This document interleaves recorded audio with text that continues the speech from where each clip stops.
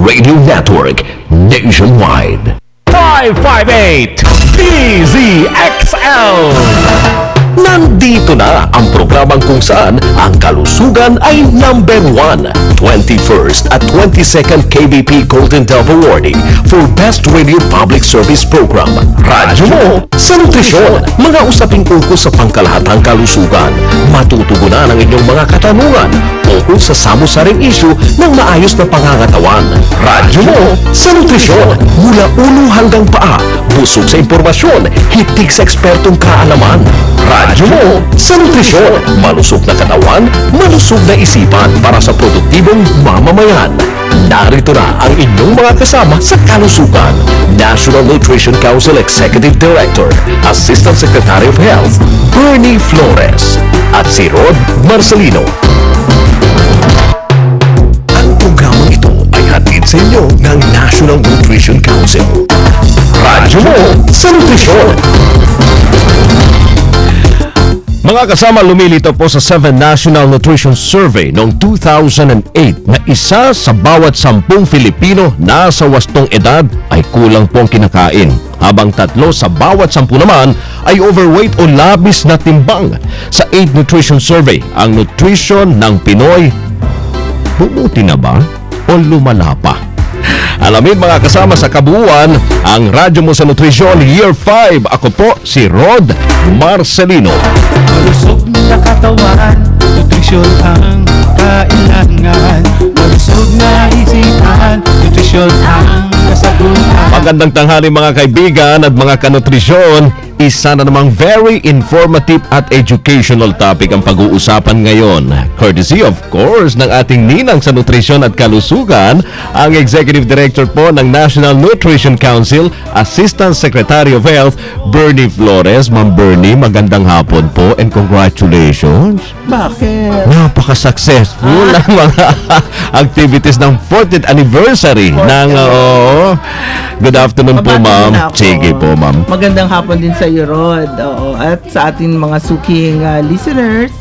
At sabi nga ni Rod, nagpapasalamat ako personally dahil napaka-successful. Binigyan tayo ng napakagandang linggo ng Panginoon. Tama, oo. At napakaganda yung panahon. Lahat ng mga na-schedule namin ng mga programa para i-celebrate ang ika-40 taon po ng National Nutrition Council ay successfully na napatupad dahil sa magandang panahon, kahit konting ulan nung isang araw, pero lahat-lahat po ay naisakatuparan.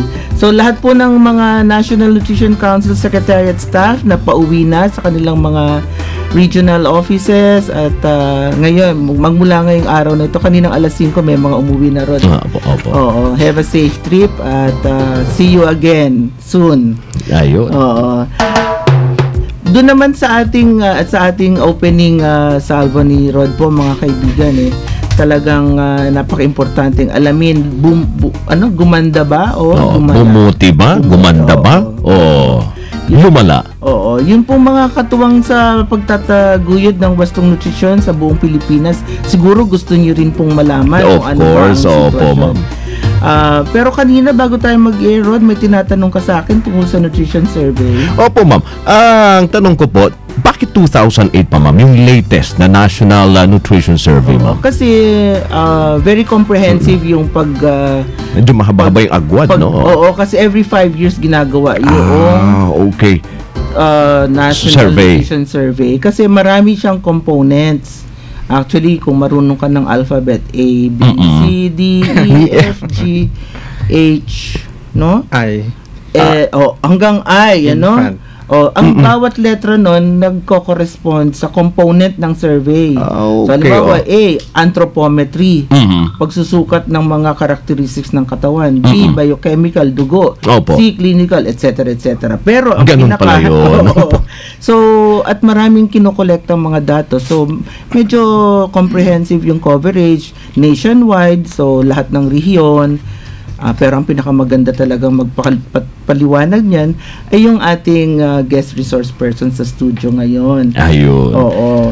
Wala naman pong iba kundi ang ating director ng Food and Nutrition Research Institute At siya rin po yung chair ng maraming working group sa National Nutrition Council. Kaya siya po ang magpapaliwanag sa atin kung bakit every 5 years ginagawa ang National Nutrition Survey at sa kalagitnaan naman ng 5-year na yun, Rod, Yes, ay nagsasagawa rin ng pag-measure ulit pero ng mga kabataan. Yung anthropometry na lang ng mga kabataan yan. Sinasagawa yan every middle of the 5-year period.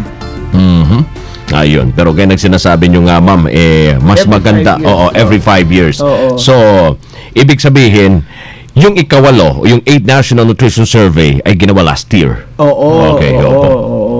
So, ngayon uli ang tanong dyan. Yes. Oo. Ang nutrisyon kaya ng Pinoy, bumuti o lumala? Ayan. Diba?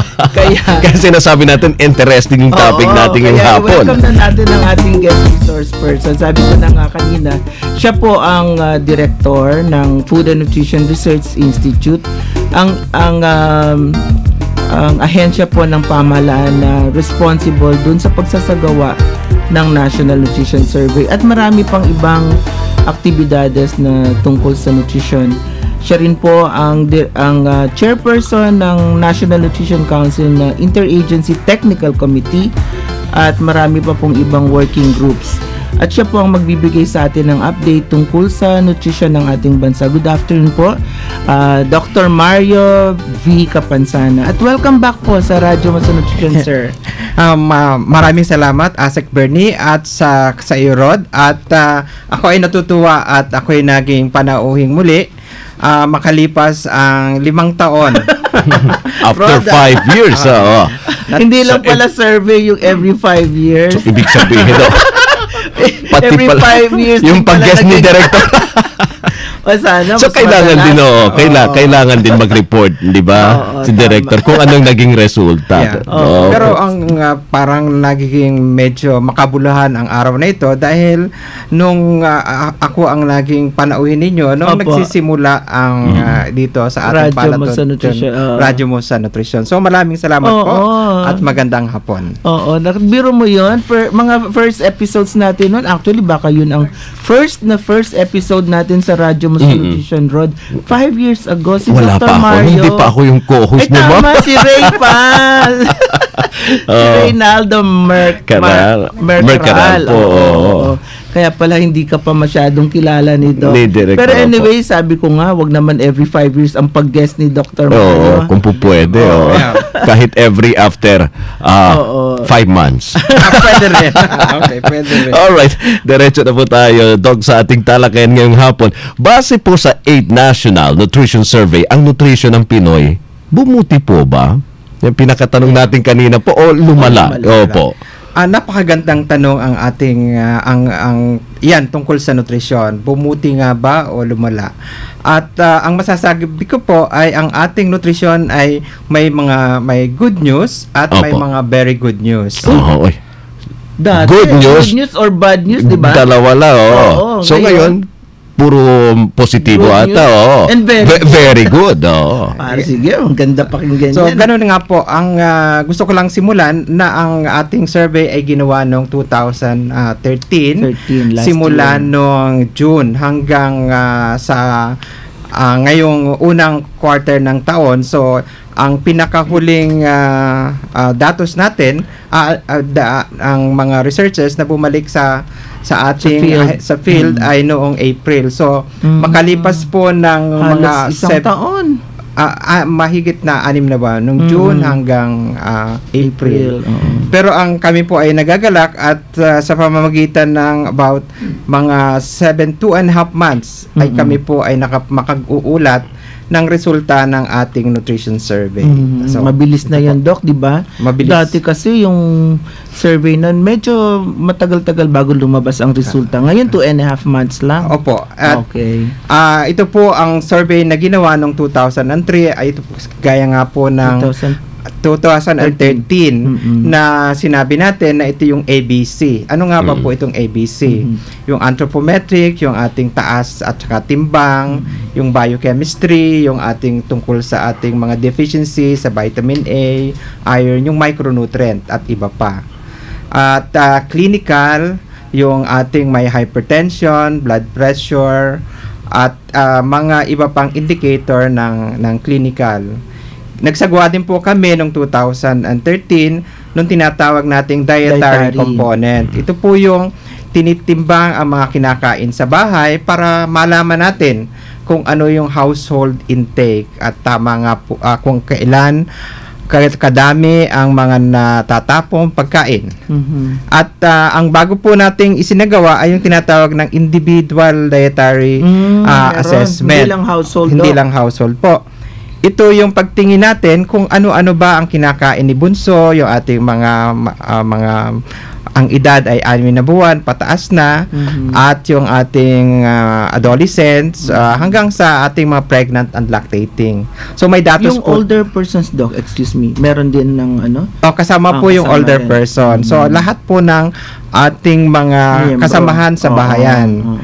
So yung ating government program participation na napakahalaga ay para malaman natin kung nagpa-participate ba yung ating mga household sa magagandang programa ng gobyerno. At para naman ma-maximize yung ating mga investment doon at yung health. At ito po, sabi ko nga, nagtining na natin ang mga kung sino-sino at saan yung may mataas na blood pressure. At ito pong survey ng 2013 ay i-report po namin hindi lang sa national estimate ng ating mga may hypertension, pati na rin po yung regional. So, ma-identify natin ang areas ng region o mga probinsya na may matataas ang blood pressure. At pati na yung tinatawag nating mataas ang asukal sa dugo, yung parang diabetes. So, yun po ay isa sa mga aming na iniulat nung nakaraang nung Biyernes, nung kahapon, Wednesday. 26 po? Noong 26 po. 26, no? At Thursday, 26. At ito pong datos na ito ay kinuha namin sa mga 172,000 individual. Wow, ang dami na ng sample. Opo. Ito po ay buong bansa sa lahat ng rehiyon at probinsya ng Pilipinas. At Pati po, excuse me, Doc, pati po ang autonomous region in Muslim Mindanao nakakuha rin, naka-cover din sila. Kasama po 'yon. Kasama sila doon sa autonomous region at ating yung tinatawag na Basulta, Basilan, Sulu, Tawi-Tawi. At sa kabuuan po may 45,000 higit na household. So ito po yung pinagkuhaan natin ng datos at kami nagpapasalamat at sila po ay naging kabahagi ng ating pagkuha ng mga datos para sa ating nutrition kasama na ang health survey. Okay. Ano nga ba po ang ating mga magandang balita? Good news muna. Una very naman good. natin ay maganda, Good hindi na news yung muna. masama, hindi na yung pero una po ang isang mahalagang indicator natin na nagiging batayan ay sa ating mga programa ay yung tinatawag na ikulang sa timbang ayon sa kanyang edad. At ang isa ay yung kulang sa tangkad ayon sa kanyang edad. Yung tinatawag natin pong stunting o yung mga bansot hindi tumatangkad. Una po, ang ating nakita sa ating datos noong 2013 ay bahagyang bumaba ang proportion ng mga batang 0 to 5 years old na kulang sa kanyang timbang ayon sa kanyang edad. Ito po ay na bumaba ngunit hindi gaanong kalaki ang pagbaba. Pero ang magandang balita na ating makikita sa datos ay ang pagbaba ng proportion ng mga batang kulang sa taas at sa kanyang edad. Ito po ay from yung ating datos ay 33%, ay bumaba po ito ng 30%. From 33% noong 2011 at 30%. Gaano po, ito po ay isang mahalagang datos na nagpapakita na ang ating mga ginagawa, mga programa ay nagkakaroon na ng epekto sa ating mga bata. Ang tinatawag po nating stunting, ito po yung chronic na matagal na. So yung ating mga programa ay nalaramdaman na natin dito sa mga batang ito. Yung naalala mo Rod, last week ba yung ating word for the week? Stunting, Tama po. Oo, ibig sabihin, sabi ni Doc, chronic, pangmatagalang kakulangan sa pagkain, sa nutrition, dahil sa kulang yung kinakain or madalas yung pagkakasakit ng bata. Kaya hindi siya yung nangyari ngayon lang. Natagal. So matagal na siyang nagsasuffer sa undernutrition. Kaya hindi niya nakuha yung kanyang optimum na development. So maganda po, Doc. Maganda yung programa. Bumaba yung proportion ng mga kabataang stunted. So, something that we need to look for. Pero yun nga, ang ating tinatawag na underweight, ito yung ating hindi naman masama dahil bumaba, pero dapat nating gabayan at tingnan pa para mapababa. Ang isang very good news na nais nating ipahayag ay yung tinatawag na anemia.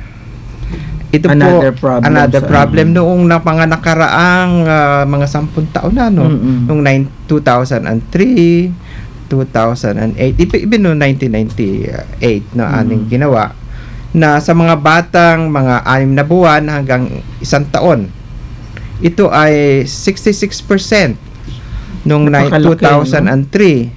Noong 2008 ay 55%. Pero sa pinakahuling datos natin na ginawa anong nakaraang taon, ito ay 39%. Wow! Ang laki po nun, Doc. Yeah, talagang malaking bagsak. At 16 percentage points. So, kung titingnan natin at pag-aaralan ng mabuti at maging ang katanungan, bakit ba? Paano siya bumaba? Bakit siya bumaba? So ito ay ating titingnan sa ating mga programa at sa aking palagay, wala pa kaming hard data, pero maaaring ang mga programang ating inilalahad, lalo na yung food fortification, yung ating mga health component na mga immunization, at nagiging yung pagbibigay ng iron sa mga supplement sa mga nanay kasi pupunta rin yun sa baby niya, di ba? Yung iron kasi ang medala ng nag-a-address ng anemia problem, sa mga nagpapa-breastfeed na may mga at yung binibigyan din natin ng iron ng mga kabataan. Yun ang mga programa na nag-a-address nun. So sabi mo, Doc, pwedeng posible na in combination lahat na itong mga to, pati yung pag-improve ng pagkain. Yun ang pwedeng naging rason or reasons kung bakit bumaba ng malaki ang itong mga very, very good news yan, Rod. Kasi ang problema talaga, anemia. Hindi lang sa Pilipinas, di ba, Doc? Sa ibang bansa. Sa buong mundo. Buong mundo. At kahit mayaman, may anemic. Ayun. Nakita din po namin yun. Bagamat ang yung tinatawag nating disparity on NAPT, so inilahad din po namin yon sa nang nakaraang paglalahad na nakita natin na maging yung may kaya yung income quartile na mayaman ay mataas din, pero mas mataas pa rin yung mahihirap. Pero ang ibig sabihin, it cut across. Hindi siya talagang malaki ang ang mayaman, walang anemia, ang mahirap. Siya lang may anemia. Nakikita natin sa lahat ng income. Every all nagsasuffer. Ayun. Pero gaya ng sinasabi nga ni Director, at least yung mga ginagawang effort ng gobyerno, yung mga programa, nagkaroon ng magandang resulta. At naku, medyo mabusisi pala itong National Nutrition Survey. Marami pa tayong malalamang impormasyon sa pagpapatuloy po ng ating programa. Samantala mga kasama, narito muna ang ating nutrition word for the week, underweight. Ayan, pinag-uusapan na natin, pero maganda po kung maintindihan natin kung anong ibig sabihin talaga ng underweight. Ang underweight po ay isang kondisyon kung saan mababa ang timbang ng isang bata o ng isang matanda para sa kanya pong edad. Ang ilang sanhi ng pagiging underweight ay dahil sa kakulangan ng pagkain, bunsod na rin ng kahirapan, at yun pong pagkakaroon ng karamdaman, lalo na kung madalas-dalas ang pagkakaramdaman. Ayun, thank you very much, Ma'am Bernie. Kung may tanong po kayo tungkol sa ating topic ngayong araw, mga kasama, text lang po sa 0921-431-10444 Smart Users, at para naman sa Globe, 0927-650-6795, at sa Sun Subscriber, 0942-570-0106. Pwede rin po kayong tumawag sa 8822-374, 8822-376 at 8822-378. At paalala pa rin, pwede nyo pong pakinggan muli at mapanood ang ating episode ngayon at yung mga nakaraan, mga kasama. Punta lang po kayo sa Radyo Mo sa Nutrition channel, youtube.com/Radyo Mo sa Nutrition. One word lang po yung Radyo Mo sa Nutrition. At nasa Facebook din po kami, Radyo Mo sa Nutrition din po ang account. I-follow nyo rin po kami sa twitter.com/Radyo Nutrition. At i-add nyo na rin kami sa inyong circle sa Google+. Ayun, dumako naman tayo sa ating text question of the day. Kapag pabilang po kayo sa unang 6 na makapagpapadala po ng tamang sagot, 100 na cellphone load. Alright. Guys, nakala nila cellphone. Cellphone load po. Cellphone load lang po ang ating text question of the day. Magbigay ng 2 components ng National Nutrition Survey. Ayan, napakadali lang. I-text lang po inyong sagot sa ganitong format. Full name, space, address, space, sagot, at isend sa 0908-579-6898. Magbabalik po ang Radyo Mo sa Nutrisyon. Radyo Mo sa Nutrisyon. Ano ang kailangan mong gawin para tumibay ang buto at ngipin? Uminom ka ng gatas at kumain ng mga produkto nito, pati maliliit na isda at shellfish, at syempre, gatas ng ina para kay baby. Gutom at malnutrisyon, sama-sama nating wakasan. Isang masustansyang mensahe mula sa National Nutrition Council ng Department of Health. Mahilig ka ba sa gulay at prutas? Kain na ng 5 servings kada araw para humaba ang buhay. Gutom at malnutrisyon, sama-sama nating wakasan. Isang masustansyang mensahe mula sa National Nutrition Council ng Department of Health. Radyo Mo sa Nutrisyon. Welcome back po, mga kaibigan, at ating pong paksa today ay nutrition ng Pinoy, bumuti o lumala. At ang ating guest resource person ay walang iba kundi ang director po ng Food and Nutrition Research Institute ng Department of Science and Technology, ang ahensya po na nagsasagawa ng National Nutrition Surveys at marami pang iba. Wala pong iba kundi si Dr. Mario V. Capansana, nag-share ng fresh na news dahil papalabas pa lang po ng resulta ng National Nutrition Survey. At ito nga po ang ating pinag-uusapan ngayon. Ipagpatuloy pa rin natin yung highlights ng survey. Doc, maliban po dun sa very good news na anemia reduction ng 16 percentage points, ano pa po yung mga very good news natin? Okay. Talagang unahin natin yung mga very good news.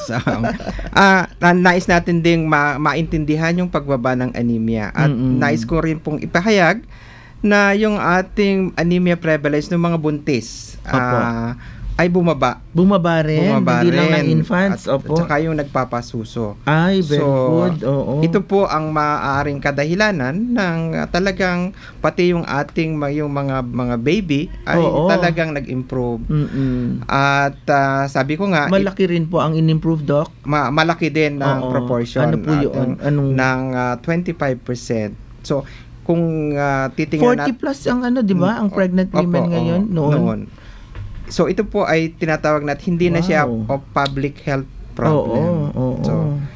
Pero dapat nating ituloy para masustain yung mga programa para sa mga buntis. Kuminsan po kayo kasi, Doc, pagka may mga nakakalabas tayo sa mga barangay at napag-uusapan yung compliance lalo na sa mga prenatal, yung pag-inom nila ng ng iron plus folate acid tablets, may mga naririnig pa rin tayong mga mga ganon. Rason para hindi nila inumin. Lasa. Oo. So, siguro take advantage natin, Rod, na yes, ma'am. paalalahanin ang mga buntis lalo na at ang mga nagpapasuso. Inumin nyo po You take your iron tablets para lang yan, hindi lang sa inyo, kundi pati sa inyong mga baby. Kaya tingnan nyo ang resulta. Ang ganda. Maganda. Oo, maganda. Ano pa po, Doc?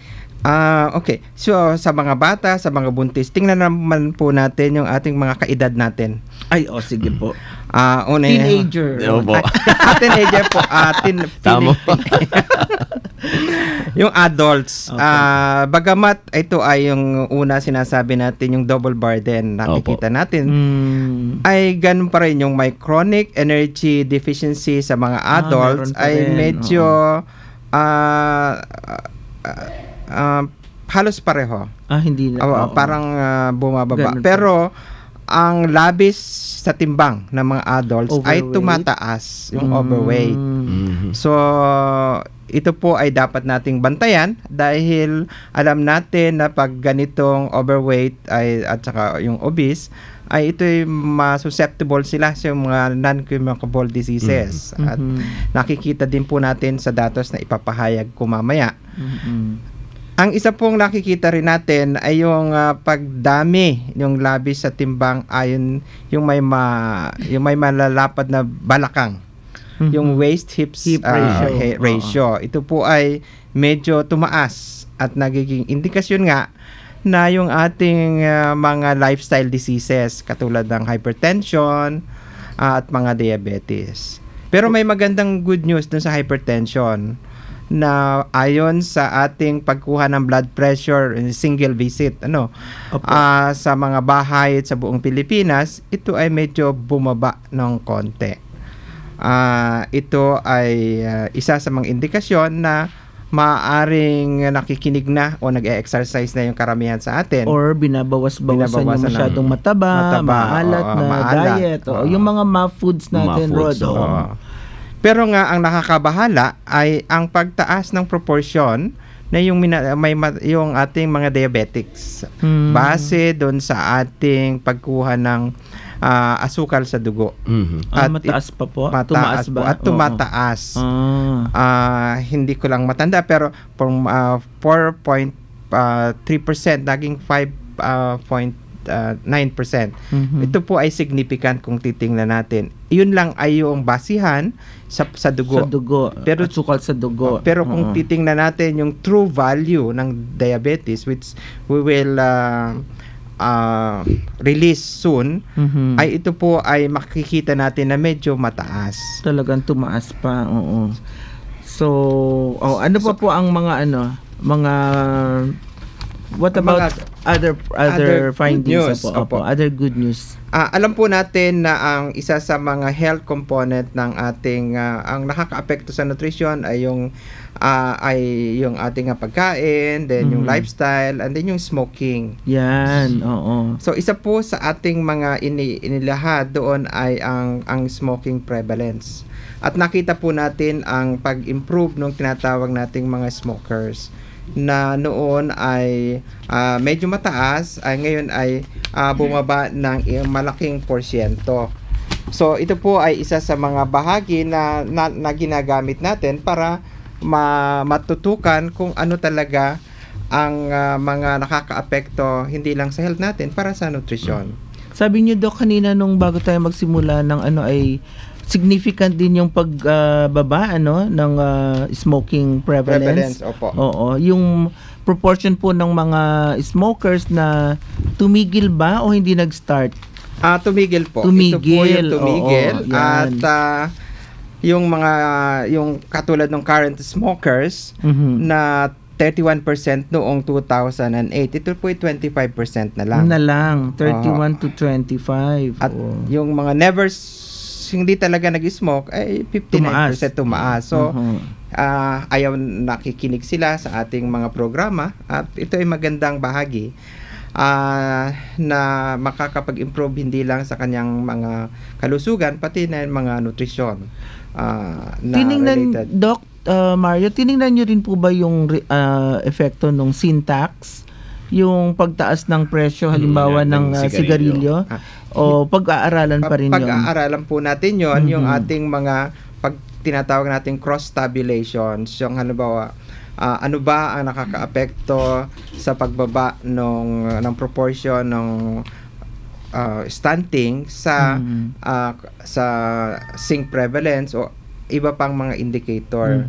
Gaya din po natin ang yung socio-economic condition, alin ba ang mga yung mayayaman ba o saan bang lugar makikita itong ating malaki ang pagbaba ng underweight o yung stunting. So, yun po ay aming gagawin sa mga susunod na aming pagsusulit at i-report po namin yon. Oo. Okay. So, ngayon po, hindi pa natin ma-identify sa ang mga regions yung medyo may problema pa rin o mataas pa rin problema. Sa susunod na lang sigurong episode yun, Rod. Kasi wala na tayong oras. Ang bilis ng oras. Marami pa sana na pero i-guess na, tama yung sabi mo kanina, hindi natin dapat paralampasin 5 taon. Correct. Bago dapat every after siguro, 5 months. Siguro next week. Next week. Oo, kasi ituloy natin kung libre ang calendar ni Dr. Mario Capansana. At napakahalaga itong kasi medyo topic na ito. nag-scratch pa lang tayo sa surface ng survey. Hindi man tayo naka-attend doon sa Nutrition Summit na isinagawa nila last Thursday. Sana maka-benefit yung ating mga tagapakinig sa pag-guest ng ating guest resource person. Anyway, let me mention na sa pagsasagawa ng National Nutrition Survey, nalalaman ang health status at nutrition status ng mga Filipino sa pamamagitan ng pag-assess sa timbang, taas, yung ating mga dugo sa pagsusuri ng dugo upang malaman naman ang kakulangan sa bitamina o mineral at maging ang dami at uri ng pagkain na kinakain ng iba't ibang sektor ng populasyon. Ang mga resulta ng ika-8 National Nutrition Survey na isinagawa nitong lamang pong 2013 ay magsisilbing input sa mga pambansang plano at programa sa nutrition. Kabilang na po ang Philippine Plan of Action for Nutrition. Yun pong ating mga poverty alleviation programs. Ito po mga health interventions gaya ng food fortification at saka supplementation programs. Maraming salamat po sa ating guest resource person na si Dr. Mario V. Capansana, ang director po ng Food and Nutrition Research Institute at siya rin pong chair ng Interagency National Nutrition Council Technical Committee. Dr. Mario Capansana, your parting words po para sa ating mga tagapakinig. Maraming salamat Asek Bernie at Rod sa pagbibigay ng daan para mapahayag natin ang ating kasalukuyang estado ng nutrisyon at kalusugan. Ako po ay sa ngalan po ng FNRI, kami po ay very happy na ulat uli sa inyong istasyon sa mga daring na panahon. At titingnan ko ang schedule ko next week. But rest assured na we will be one text away. At sana po ang iba pang maaming ipahayag ng resulta ng aming survey ay sa July 3 at July 4 sa aming seminar series. So may iba pa pong mga bagong datos na aming ipapahayag, lalo na yung mga provincial estimate natin. So at yung ating food security data, kung ano ba ang ginagawa nila, kung para may makakop ng disaster o yun po ang aming ipapahayag sa July 3 and 4. At may gagawa po kami ng mga pag-uulat kasama na ang National Nutrition Council sa mga rehiyon. Sa lahat pong rehiyon, ito po ay ating i-schedule para naman makarating yung ating datos sa ating mga